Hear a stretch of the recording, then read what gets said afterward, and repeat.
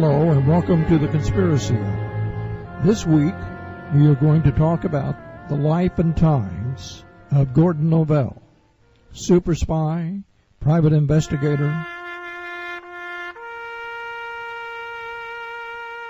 a man from the shadow world,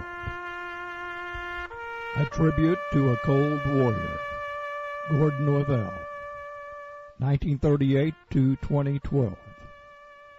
3 o'clock in the morning in a nursing home in Los Angeles, Gordon Novel left this world. Behind, he left a series of mysteries. Was he involved in the JFK assassination or not? Did he work for the CIA or did he not? One thing is for sure, Gordon Novel was flamboyant. And Gordon Novel knew how to promote Gordon Novel.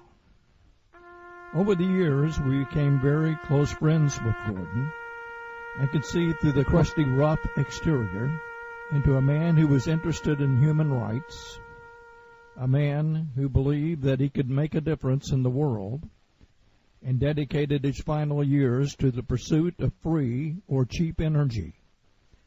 He thought that energy would be coming from the UFO. Back engineering, he was convinced had been done, and now this energy was sequestered by a conglomerate of oil company interests to keep it off the market. Gordon Novel was quite a private eye. He worked with us on several cases. His most illustrious client, I guess, was Ramsey Clark, the former Attorney General of the United States under the Carter administration. Gordon Novel will be cremated and then laid to rest beside his mother at a cemetery in Florida. Gordon Novel, a career and a life that is no more.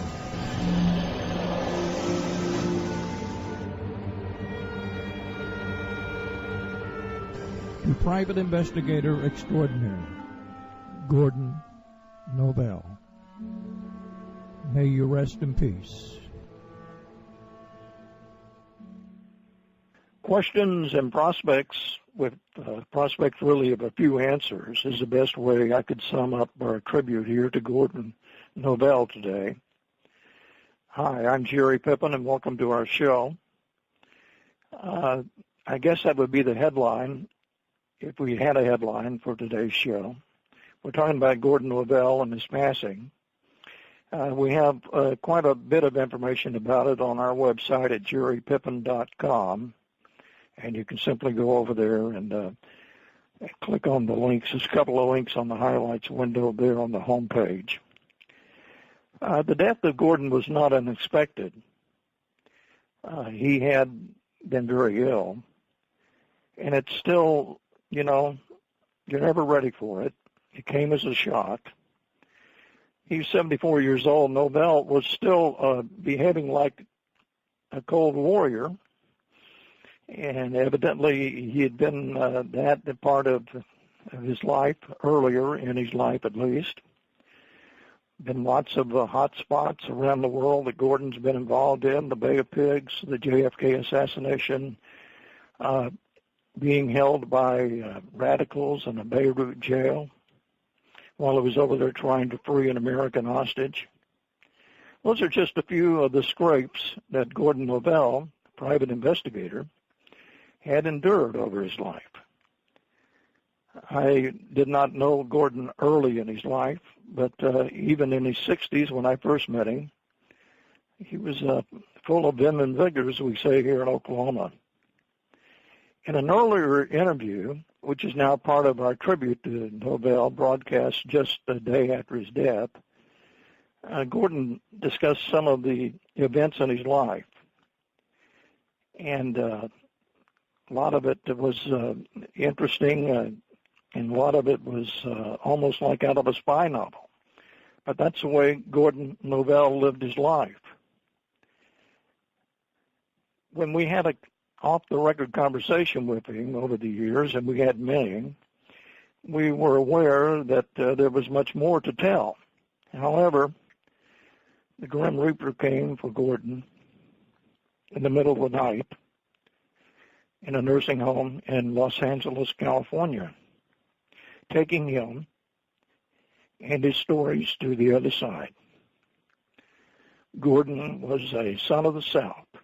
He loved New Orleans and Louisiana in particular, and never really left it in spirit, even though he lived on the West Coast for much of his life. He loved hanging out in Hollywood with the Hollywood crowd for many years. He was born in a show business heritage, and we're going to talk to his son, Sur Novel, about that in a little bit to find exactly what is happening there. You might be surprised about what is happening there. And Gordon spent his early years at the Pasadena Playhouse training for the big movie career that never happened. He was one step ahead of me. I always wanted to go to the Pasadena Playhouse. Later in my life, got a little older than when Gordon was at Pasadena Playhouse. I, spent a little time in Hollywood, knocking on doors, talking to producers, doing a little bit of show business, but not much. I had a love too much for broadcasting, and I think Gordon probably had a love too much for excitement in the black ops world to really pursue that career the way he wanted.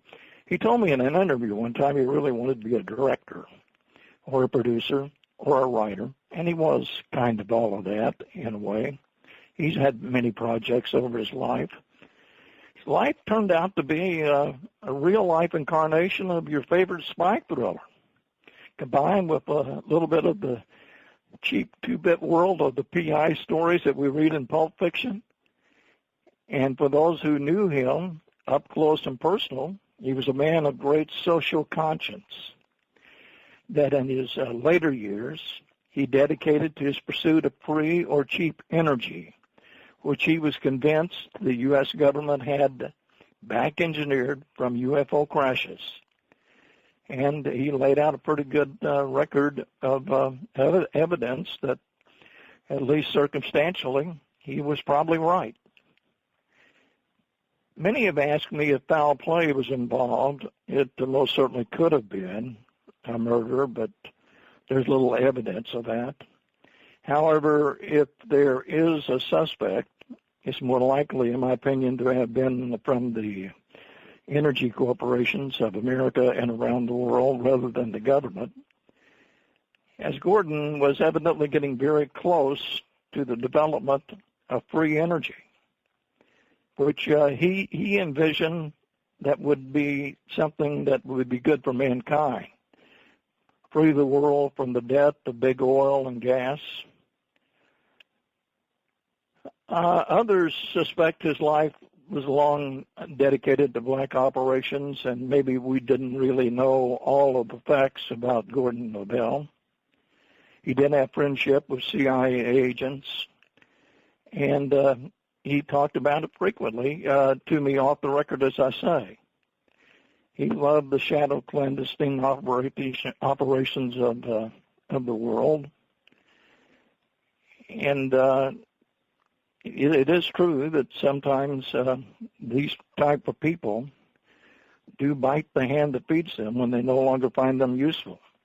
So we can't rule out anything, but I'm inclined to think it was a natural occurrence, and we'll find out more about that as time goes along.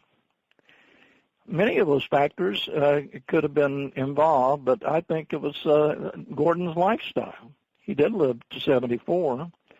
And he did love hard living, and wild women, and various stressful close encounters with law enforcement, military types, and the underworld even. He knew most of them. He knew many of them by their first name.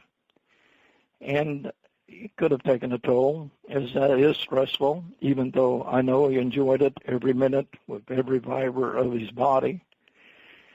His body probably had nothing more to give, even though his spirit and drive was that of a young man. In my last conversation with him, it was almost like Gordon Novel was 30 again. Many of the people on my staff over the years never could understand the association I have with Bad Boy Gordon, and I say that affectionately.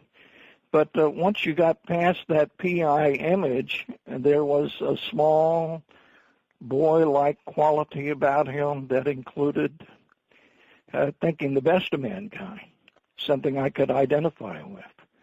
And he knew the people that he knew were dealing with not necessarily always the same intentions he had.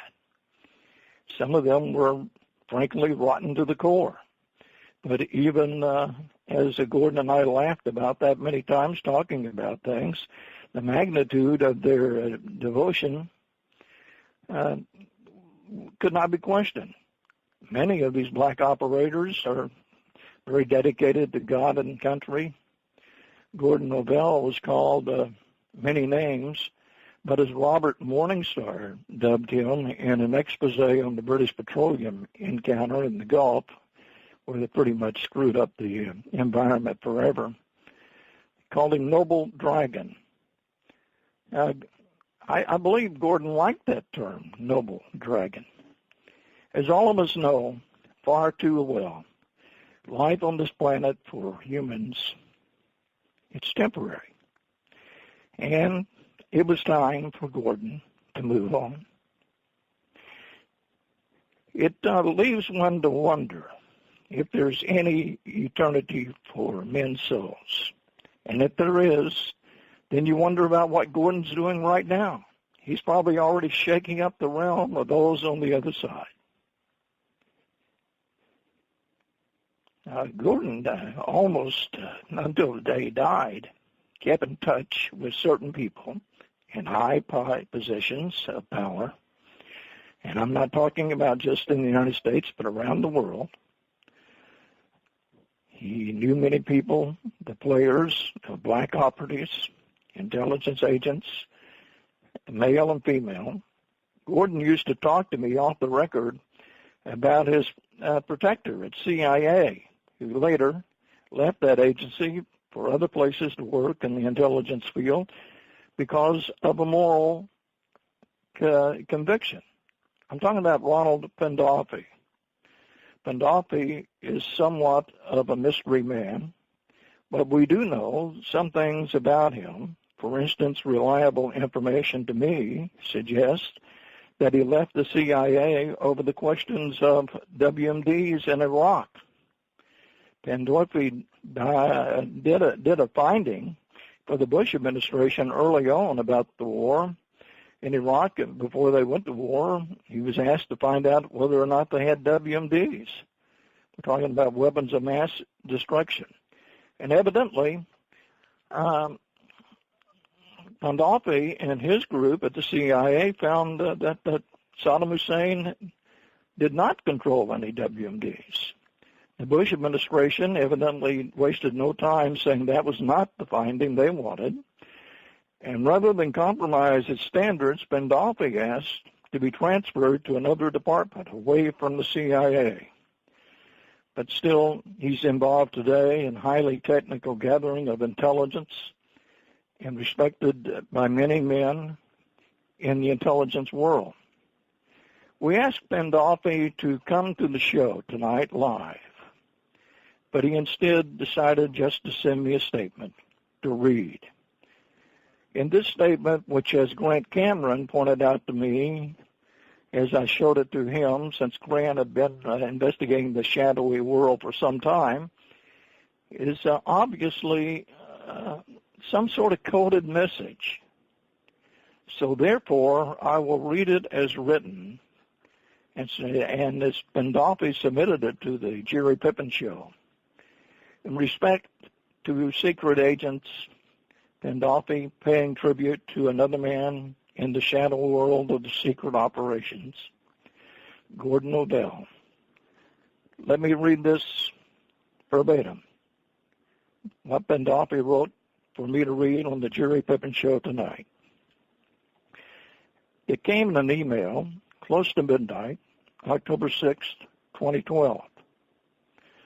He starts off, he says, I met Gordon at an offbeat place at night where people might meet to have a private conversation, and perhaps where only one might walk away. But I had known of Gordon for many years. Well, at least I knew of the shadowy figure that might have been Gordon. We did walk away that night into the shadows, at different times and in different directions, but somewhat in step with a shared vision of accessing the truth and making the world a better place. Gordon's path thereafter was a tangled web with many falls, and there were times when I received or made a call. He loved and respected the princess and served as godfather to Kashmir. He climbed up the mountains, spoke with the wise yak, and butted heads with the blue goat. Gordon was always ready for a fight, ready to win that fight with confidence. He was confident that he was always right. My confidence in a better world inspired by Gordon during the night, that now, in the shadows, there are more of us meeting tonight. This message came to me over the weekend, as you know, and that was it. But somewhere, somehow, I think in that coded message, we can imagine a meeting of some, for lack of better terms, Cold War spies, someplace in Washington, D.C. in the Beltway area, some of them Gordon's friends, some of them Gordon's associates, and they held their own funeral of sorts for Gordon. What an interesting meeting that must have been, I imagine. If only we could have heard the tributes and the comments, I'm sure they would have been very, very revealing. By the way, the wise yak and the blue goat, obviously decision makers of the highest order, either in the ranks of the CIA, DIA, or perhaps even at the gates at the heads of state. In this country and elsewhere, the reference to the princess, Mrs. Pandorfi, and Gordon, being the grandfather to their son, were also included. A personal salute tonight of the highest order to Gordon Novel. Now it's my pleasure to bring on the line from Thailand, Sur Novel, Gordon's son, and we're going to talk a little bit about Gordon Novel. So first of all, Sur Novel, welcome to the show. Thank you very much for, it's a very warm introduction. I appreciate it. It's emotional. So, it's going to be tough for me not to get a little emotional in here as well. But, that's what happens when you have a family that passed, so. That's right. I got a little more emotional than I thought I would. I thought I was a big boy, but. Yeah. It's not so easy, and it's good to cry, there's no difference in men and women. You can cry. I was looking at your show and, what you guys have done for him in the past and the videos and things, and it makes it easier when your family dies and you see that other people, cared a lot. And so it's going to be a little tough for me to, talk about his stuff, but once we get into the show and stuff, I'll push through it a little bit. But anyway, so yeah, we were all, a little sad about his passing and things, and we would all like to have him around for a while longer. I think the one thing, everybody said about him was, they really were entertained by him, and they liked to be around him to listen to him talk, and you guys recorded a lot of that, and you guys put a lot of that on video. And so I wanted to say I appreciate that from our family. Now, did he go over to Thailand to see you recently? Yeah, he was when he got older, he wasn't so financially secure, and he had a lot of friends help him, and it wasn't because people didn't help him. It was because of his lifestyle and, how he grew up and things. And, you can make excuses for everybody too. And, he wasn't totally responsible, that's for sure. but he was a good guy. At the end of the day, I think most people say that. And, he had some, I think he had a bad start in life and, went down a lot of wrong paths, but I think he got back on the right path. And he liked to, he liked to antagonize people and, cause things to happen. He wasn't the type of guy that wanted to sit around and lay in a bed in the hospital or anything like that, So, his health was bad when he kind of pushed out of here. And, there was a lot of people keeping tabs on him before he went. He wasn't alone or anything. I was calling him regularly in the hospital, and also he had one friend named Bill Amos that, looked out for him quite well. And he had a very nice girlfriend named Nora.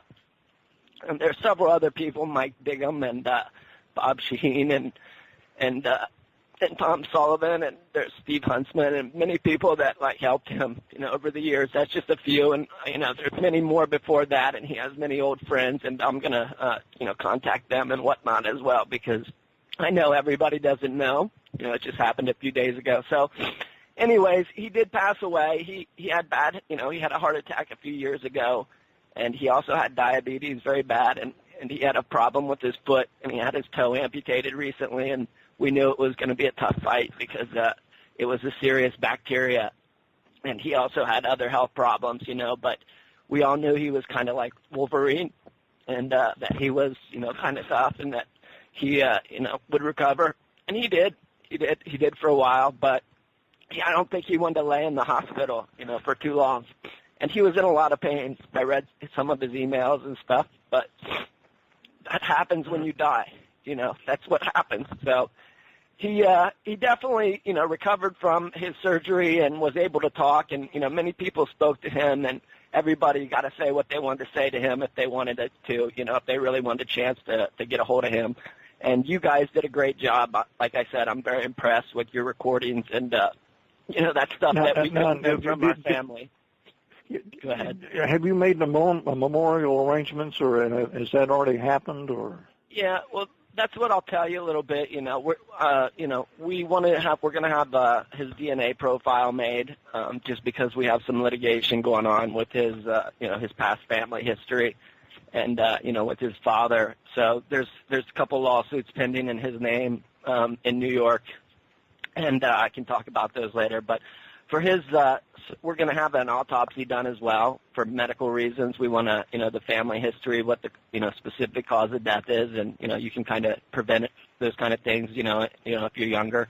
So, genetics plays a part of that. And, then we're going to, he wanted to be cremated, and so we're going to, make sure that he's properly taken care of and everything. And then we were talking about holding a memorial in L.A. for him. We wanted to give his friends and people who helped him in the past a chance to, do whatever they felt they wanted to do. And I'm going to send an email out to, all the people that he was very close with or, emailed a lot with and ask them what they, whether they want to show up and whatnot. Or if they don't, he had a lot of friends spread out across the country and, the world.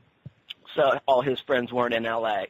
But there's a group of people there that loved him, and we'll probably want to show up, at least a little local group. So we'll do something small, or if several people want to come out. A lot of people loved him, but life is, everybody's busy, and everybody's old that know him too. A lot of his friends are old too, so it's not easy to travel and that kind of thing. So it's not expected from our side. We just want to do something right, and a lot of people will do a lot of stuff with him online. So yeah. Do you mind telling me a little bit about the lawsuit against Billy Rose or the state or whatever is going on there? I mean, was that, I've always heard that was his father. Was that true? Yeah, that's exactly what we found. I found that out in 2011, and my mom had sent me an email just randomly and said, "Hey, sir, check this out on this TV show on NBC. It's called The Playboy Club, and your grandfather's on there." And so I looked at the video link on, NBC, and there's some little guy on there named Billy Rose that ran bars and, looked Jewish and sounded like he had a New York accent. And I said, but it was based in Chicago, and it was kind of a fictional story, and it ended up failing the series. I guess it wasn't so great. And I went in and I said, Mom, what is that all about? Who's this guy? And so I went and, Googled his name for the first time in 2011. We knew we had some grandfather back there, but we didn't know who it was, and we knew that he left some money to Israel. That's all we were told, and that was pretty much it. And we grew up in Ohio, in a small town and things, so it wasn't the best place, to be anything other than white and Christian and things like that. So, not that that's a bad thing either. It's just that's how certain neighborhoods are in small towns, and they like who they are, and that's okay too. So, we grew up not knowing anything about that pretty much, and until 2011 I Googled him and seen his Billy Rose's photos when he's in his 30s, and it was very shocking to me because his face looked very similar to mine, and, I always had this feeling in the back of my mind that there was, something more. I don't know why, I don't know what you call it, deja vu or whatever. But anyways, so I looked at it, and then I'm like, yeah, that's my grandfather for sure. And then I started digging into the legal history of it and asked my dad and my mom their stories. And they told me, Billy Rose was pretty powerful. He was like Donald Trump back in the 30s and 40s and 50s. And, he died in his 60s, in the 1960s. And he was, died with $54 million. And, my dad, I guess, was his only child. And, he came of, Billy Rose loved, bars and women and stuff, and ran with the New York Mafia and J. Edgar Hoover, and he was a pretty sophisticated business guy. And, he had he was married and was also having an affair with another famous lady, and his wife was also a famous actress when my dad was born. So Billy Rose had a lot at stake. You can understand why people have, make decisions like that. But that probably explains Gordon's fascination with show business all his life. It was in his genes. Big shoes to fill. He had big shoes to fill, and he always wanted. He had a mystery to solve from his birth. He had a very big mystery to solve, and he got close to it, but in the 60s, you couldn't prove those kind of things. There's a lot of discrimination against children born out of wedlock legally, similar to African Americans and women. So, it was just, you look at everybody and their selfish pursuits, and you can kind of see how it happened. Everybody kind of acts in their own interests. Some people act in to help other people, but, most of the time we, to do what benefits us. And that's what happened, and you had it to the extreme in the case of his family. So he grew up without a father, only a mother that was, young and scared and was pretty much just a dancer at one of Billy Rose's bars. And, she's an okay person too, but she was traumatized by it because of the discrimination against, children born out of wedlock and not being married in the southern United States in the 1930s and things like that. So, he grew up without a father, and, there was a father there that could have been there, but due to kind of cultural and social circumstances, it just didn't happen. And and also his father was a very extreme and, extreme personality, genius, but evil, yes, and, very connected as well, So he had big shoes to fill, and I think he was always trying to do that by making billions of dollars and things like that. And he could never just, stride along and take it easy. He always had those shoes to fill, and even up until his death. And we filed a couple lawsuits to try and get his estate back, and his father's estate back, and also his father's DNA sample. And those are in litigation now, and maybe we win and maybe we don't win. But he got to read those before he died, and I'm happy about that. And we need to make certain everybody knows, sir, that you're an attorney of some renown. And you practice now basically and live in the Pacific Rim, but you practice all over the world, I guess. Yes, I have a good immigration practice, U.S. immigration. Even people hate the U.S. around the world or things, but a lot of people still love it too. And they there's a line of people to get in the door. Yeah. So that's why the U.S. is kind of crazy too, because it's a very high demand. It's the highest demand immigration system, and I kind of seen that coming, after I graduated law school, and I was interested in Asia, and I could see that, I've been playing Asian war games and video games since I was a kid, and always was fascinated by China and Japan and, Indonesia, South, Indochina area.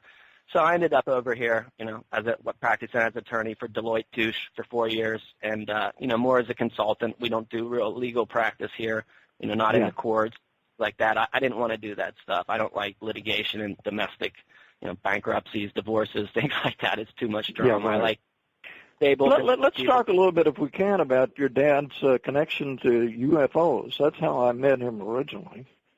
Sure. What do you know about your dad and UFOs? Do you want to hear my take on, what he knew and,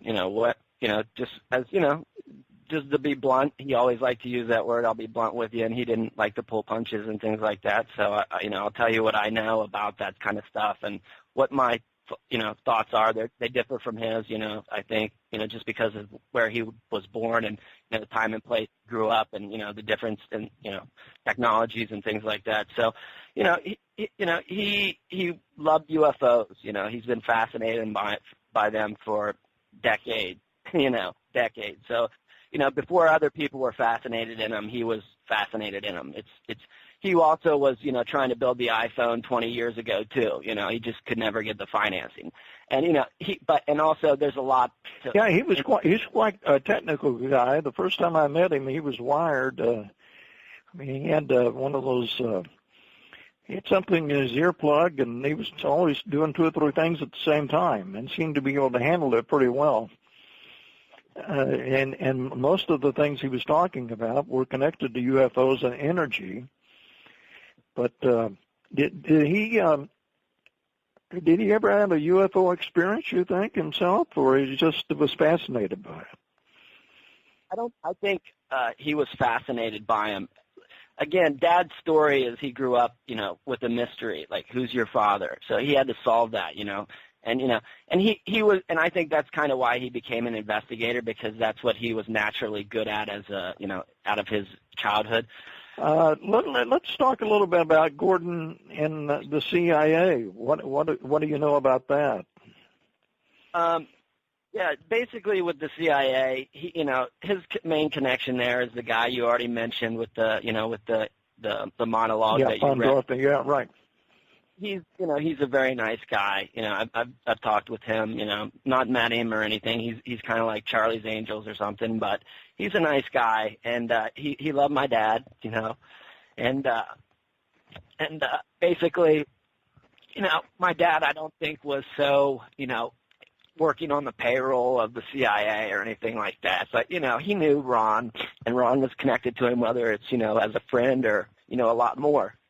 So that's the truth about Ron and my dad. I know Ron, cared for my dad. Yes, that's true. And I think in that coded message he gave, it came through even that he cared very much for your dad. He has a way with words. He writes differently than everybody else I've talked to. Ron's a little bit special. You could tell with his writing style. Yeah, I understand. And Gordon knew all those guys, Kit Green, and I don't know about Jack Safrati and him. They seem to have a love-hate relationship. But they always managed to send me pictures of them out having an expensive dinner with lots of people around. That's for sure. I think Dad was kind of one of the gurus of, UFOs and stuff on the internet. And as far, there's a lot of people that want to be that guy, because it's a great mystery. Sir, my impression of your father was he was a very intelligent fellow. He grasped things. What he lacked in formal education, he grasped. He could take the argument on physics or whatever to anybody. Yes.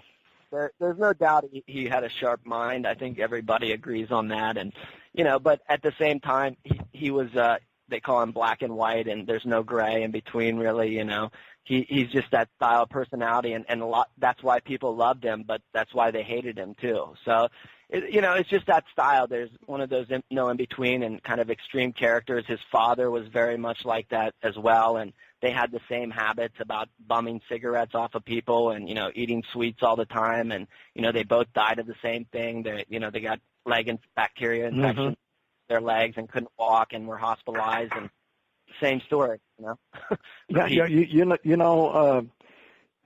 We have an interview with him where he talks a little bit about Watergate, but he didn't go into great detail about it. Did he ever talk to you about that, his experience of Watergate and what the connection was?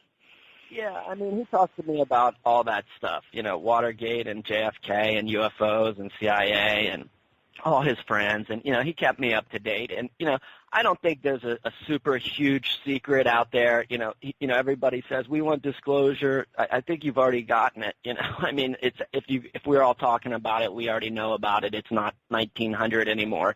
But it's not out. It's a dangerous technology. I think what these guys are playing with. It's more powerful than nuclear weapons by far, and that's what they were tinkering with. Maybe they didn't have it in their hand to play with it, but they had the idea in their mind, and that's the most dangerous thing is the idea itself. It's like the nuclear weapon. It changes history, and also you don't know what we're all here for anyways.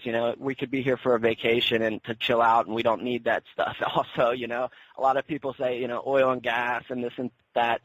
But, history progresses, and I see the government as, we're getting better. We got computers and internet and phone, and, yeah, it might not be as fast as everybody wants, clean energy and things like that, but who knows what's going on. At the end of the day, there's a lot of theories, and that's what they are, theories.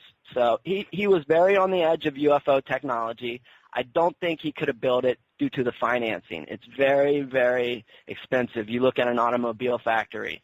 It's very huge, and Mm-hmm. he wanted to do it on a small budget, and I don't think anybody could take that so serious. But I think a lot of people knew he had the right idea, and that's where him and Jack Sarfati and Pandolfi and Kit Green and Hal Puthoff and all those guys came together, is because they all kind of had the same idea, although they had differing points of view on how it worked and things like that. But they all pretty much knew they're all talking about the same thing, I think. He knew some pretty famous people. He was connected to John DeLorean and Larry Flint. And tell me a little bit about those relationships, if you know anything about those. Sure. We met John DeLorean a lot as kids. He's a business guy. He ran corporations and built a car that was, going to, possibly kick the crap out of everybody else a bit, on its mileage. And, a lot of people have conspiracies about John DeLorean, but he was in trouble. He got himself in trouble with the wrong people, whether it was good or bad people, you don't know. He could have been the good guy or they could have been, you don't know. My dad helped him when he was in trouble, definitely helped him when he was in the court cases. And, we had dinner out at John DeLorean's house and met him several times in different places around the country. And, Mike, we knew his wife and kids, a little bit. We met them. Not enough to be real close to them, but they knew us and we knew them, and we knew, Yeah, right. So he worked as a private investigator for them, probably.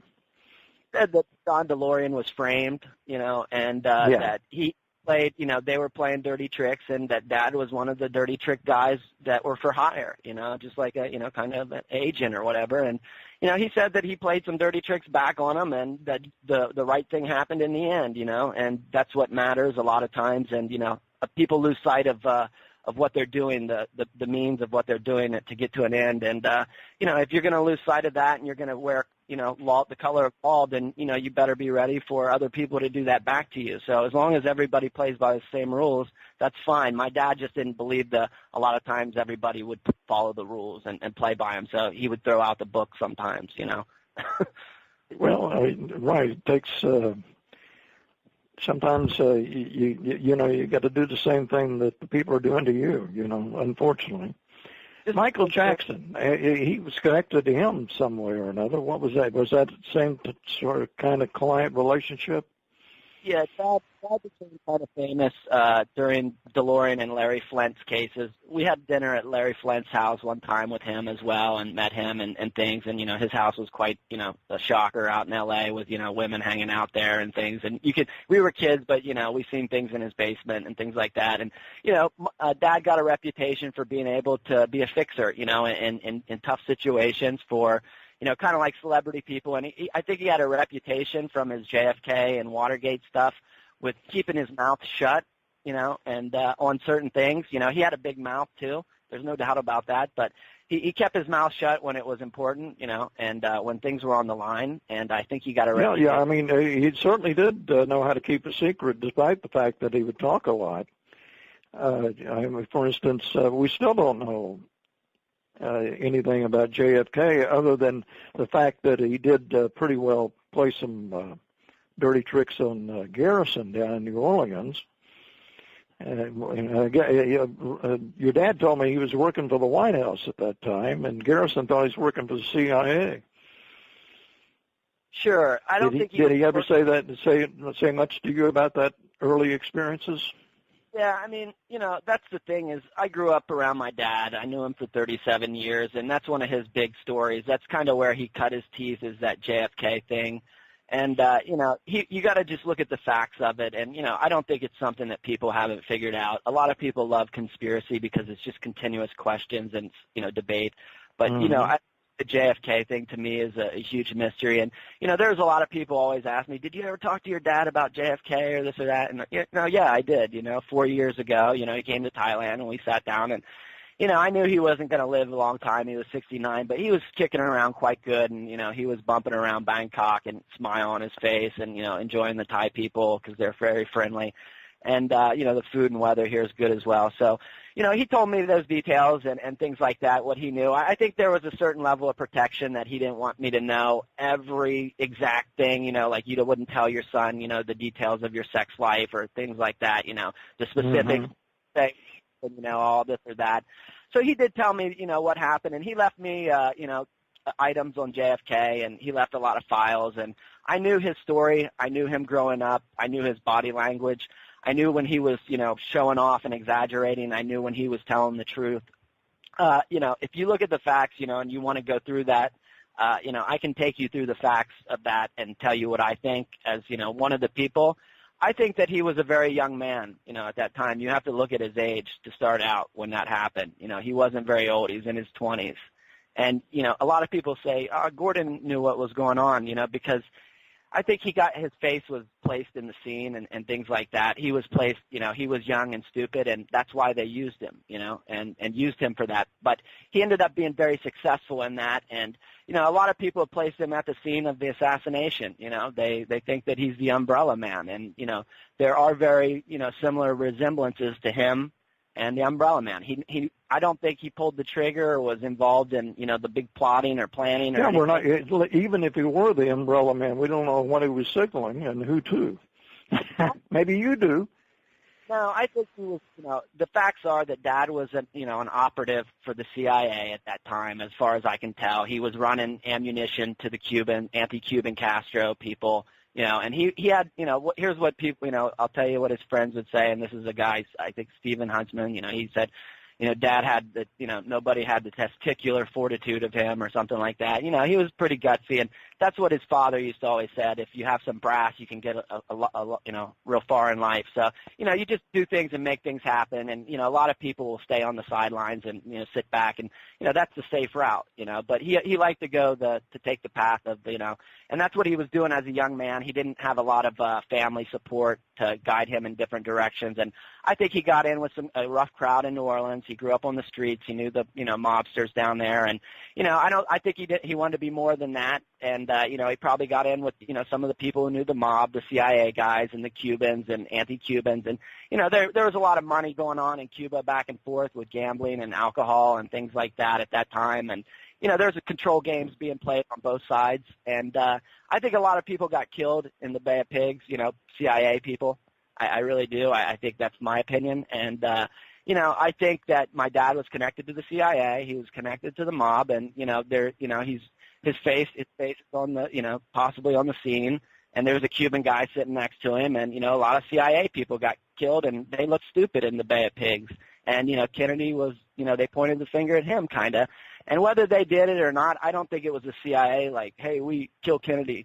I think it was some people that were pissed, that were, politically, you can see as politics are in the United States now, how divided they are, to the extreme, in those days, because there wasn't the technology of information to get out there and educate people. So, and that event turned the tide of history. It's similar to 9/11, so I don't know what my dad, he never said he hated JFK or anything like that. But, he never talked bad about JFK, and it's inner politics to me. He seemed like he would be, pretty friendly to the JFK. But as you say, he was a young man at that time.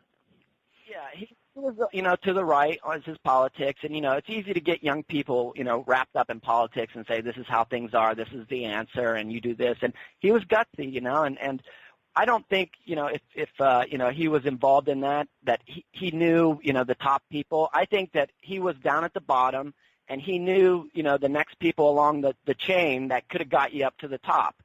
But, I think also that he could have been at the scene, and he also, then went, and he's gutsy enough to go in and work for Garrison, in his office, and know what he, that's the style of things that my dad would do. And even though he didn't care for Garrison, he liked that idea that he was a double agent with Garrison. He's brought that up to me several times. He left to Ohio after that. I don't know what happened, but he had some people backing him for sure, to keep him out of trouble on that one, because he was hot, and he got nailed later. He got nailed by, he was put in federal prison and things like that, and, kind of sad stories on some silly things, But, also he's a crazy kind of guy too, and that's, like I said, if you don't sit on the sidelines, that's what happens to you sometimes, So he took his lumps. So with JFK, I think that's just an unfortunate politics getting too extreme, and and also people being used. And I think a lot of CIA agents got probably killed in the bad pigs. And I think history shows what it is. I think people have figured it out pretty much now. What it but just nobody. I know when he worked for Ramsey Clark a little bit as a private investigator there in the lawsuits. They had to go. They couldn't go criminally because the judge down in Waco was the one that ordered the whole incident happening. So and they ended up having to be in that courthouse. He and Ramsey Clark go back quite a ways. Yeah, I've known. Yeah, Ramsey was his. Basically, Ramsey knew about that he was his father was on the Supreme Court, Tom Clark, and Ramsey ended up becoming also the Attorney General. So very and Ramsey's a gentle, sweet guy. He loved my dad, and I think everybody knows Ramsey's personality. Other than political people don't like him probably, but if anybody who met him probably likes him. So my dad worked at Waco, and my dad took off away from our family a little bit to do that, and, I always kind of regretted that he did that, but at the same time, he made very valuable connections that, that are invaluable today, and I don't regret it at all, but, when you're a kid growing up, you're like, in high school, you're like, Dad, why are you out doing this thing, like that's on TV or and, he's telling us that, these people were murdered and, he's to the extreme, the Branch Davidians I don't think were real sweet, nice, great people, that were neighborly and things like that. They were it to themselves and they were kind of strange, but, that's part of freedom too. You got to deal with your neighbors and let them, have their long hair or whatever they're smoking next door. You drink your thing or whatever. Freedom is freedom. It's not my freedom and you don't get to do your thing. It's just everybody gets to do their thing. Don't hurt me, pretty much, So Ramsey's a guy. Ramsey believes in, freedom and legal things. He's seen the good, the bad, the ugly, and Ramsey's become, kind of a walking sane is what everybody kind of says about him. And, Ramsey will pick up our phone calls and my dad spoke to him and my dad used Ramsey's name a lot when it shouldn't have been used, and same as with Ron Pandolfi and everybody's name my dad would throw out there like he owned it, But, they didn't do that, and they were able to deal with that, and they accepted that even though they probably didn't like it, and they weren't involved in all his things every second of the time, and they weren't on, this or that. But, they knew him, they loved him, they were definitely connected to him. He worked for Ramsey. Sir, did he ever convince you about UFOs one way or the other? Sure. UFOs are, I think, obvious to people that aren't, kind of opiated their mind on some other, philosophy is what I would call it, not really religion. UFOs, you look to the stars and you can see, we're not sitting here alone. If the sky was black, you could make the argument there was no UFOs, but there's twinkles in the stars, and you can see that. And, it's also, if you believe the story about UFOs that, that you can travel to other places, and it plays with time.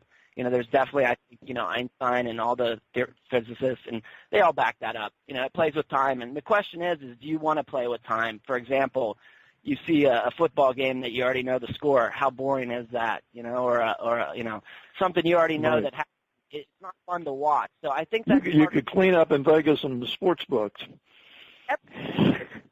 About that. And the stock market as well, and a few other things. Sir, is it something, we're talking to Sur Novel here, the son of Gordon Novel. Is there something before we wrap this up that you'd like to get out to the audience? I've pretty well dominated the questions here. No, it was a little bit mushy in the beginning, and I apologize for that, but I think people can understand that. Well, I didn't know if I was going to make it through the monologue even. So we're not alone. No, it's good to cry. It's definitely good to cry. I think it washes something away. It's symbolic and things like that. And, you go through some tissues. It's good for the economy and things like that as well. So, the thing about my dad, I would apologize to all the people he brushed, the wrong way. He was like that, and his personality wasn't soft. And I would apologize to all the people, but people loved him too. And he'll be probably one of those people that are understood better, 50 or 100 years from now, or maybe even 200 or whatever. But, he's one of those people, he got his profiles up on Wikipedia, and he's on the Internet, and he has some nice litigation, pending to a very big mystery. He was kind of like the robber baron of conspiracy. He loved conspiracies. If his socks were missing, the CIA stole them, or the FBI, but at the same time, there was a lot of that stuff going on with him, So there was a lot of, I'll tell you the same thing with his father is, nobody knew what he did at the end with who or whether he's telling the truth about this or that. There's a bunch of stories about his dad, Billy Rose, Manhattan Primitive, The 9 Lives of Billy Rose, and some other books about Billy Rose. But if you know Dad and you know his story, you pick up those books, and it's about reading the same character over again, but on a different level. Billy Rose, was a cold heart, kind of a cold-hearted person, and my dad had a warm heart, and he had kids, and he didn't leave us. Your dad, Gordon Novel, could take care of himself, but he was actually a man of, he was a teddy bear. In many ways, but he could certainly defend himself if he had to. That's why nobody feels sorry for him all the time. Like, you can cry and then you can stop crying because he had that hard side, and you can say, hey, that's why, this has happened to you. Why don't you change this? But, he didn't have a good, social structure growing up and stuff, and he went down the wrong path. But he got back on the right path, and I think that's why he has so many friends like Ramsey and Bob Shaheen and, David Michael and Michael Jackson and those kind of people. And, there's a list of people you can name, Steven Seagal, Larry Flynn, John DeLorean, all those kind of people. But, that must have been did you meet Steven Seagal yourself? No, but Dad would, got an autograph. I mean, because you're kind of, you enjoy karate and things like that, if I understand that correctly from your dad. Paul's an interesting character. He's got his character flaws too. I think we can see that, but he looks like a pretty good-hearted guy, and he's into MMA now and stuff, and that's a very neat sport and things like that. So, Dad, he had a problem, same as Michael Jackson. He had some mobsters and things, and Steven Seagal, he's a tough guy, no doubt about it. But he, when it comes to banging bullets and things like that and black ops, I think, Steven Seagal was a normal person too, and he didn't have those kind of wires, and he was out looking for those kind of wires. And, he found my dad, and my dad did some business, and he definitely gave me an autographed photo of Steven Seagal, which I still have. And, I see Steven Seagal, fight. So it's interesting. He had a lot of interesting friends I met, Larry Flint and those guys and people, people you wouldn't normally meet. And we traveled to a lot of places with my dad and did interesting things and, heard a lot of good stories over the years and stuff. But, but he also had his flaws too. He wasn't, the everything to everyone. So, but a lot of people loved him. So that's fine. Yeah. What time is it there in Thailand? It's about 7 a.m. That's what's kind of. So we got you up early, huh? We appreciate you coming on. Appreciate you. Got any closing thoughts? again, I want to say thank you for recording all his videos and things on the web, you guys' website and recordings. We didn't have that in our family. We weren't able to do that stuff for him because, just the emotional baggage we had with him, but we all loved him and things. And we thank you guys for recording his thoughts and things because a lot of people might want to listen to those in the future. And even if they don't, you still made him feel very good about himself. And you guys are quite nice people. And I appreciate you, letting me come on here as well and putting these things on the internet. Internet will be here for a long time, I hope. Yeah, it'll be there for a long time, I'm sure. Thanks very much, Sur Novel. We'll be in contact with you. Sure. And we hope that Gordon's pursuit of free energy and low-priced energy from the UFOs, I hope that continues, that sort of research. Yeah, I think there's a group of people. Dad was a little bit of a wild guy, and if he had that technology and had $100 million in the bank to back it up, it could have been dangerous. Who knows? And they say you can control time, and time's already set, and things like that. But, if that's the truth, then that's the truth. And, there's more responsible people on the planet than Dad to have that, but he knew the ideas and he wanted to make it free, which is, kind of what our idea of our country is and, what we all kind of believe in. He wanted it to be free and he didn't believe people should have to, slave around for, gas and things like that. And you look at it objectively and it's true, we shouldn't have to, do all that stuff. But also it's reality. We have to move from place to place. We have to eat. People are always going to have to work on this planet to, somebody's always, until we get very sophisticated, almost magical, people are going to have to work. And, maybe that's what we're here for a little bit is, just to relax. And, everybody isn't dealt a fair hand on this planet, that's for sure.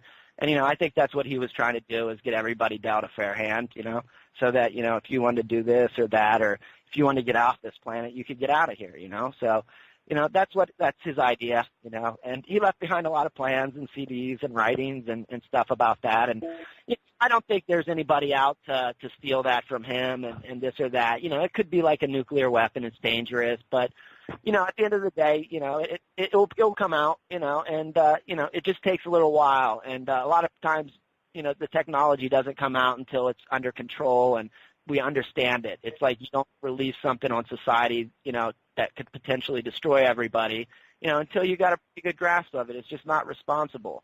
And, that's kind of the thing, but also it's not responsible to pollute the planet and things like that. But it's a big planet. There's a lot of water and plants and things here, and we don't understand it either. So he didn't understand everything, but he had I think a lot of people knew that he knew more than the rest.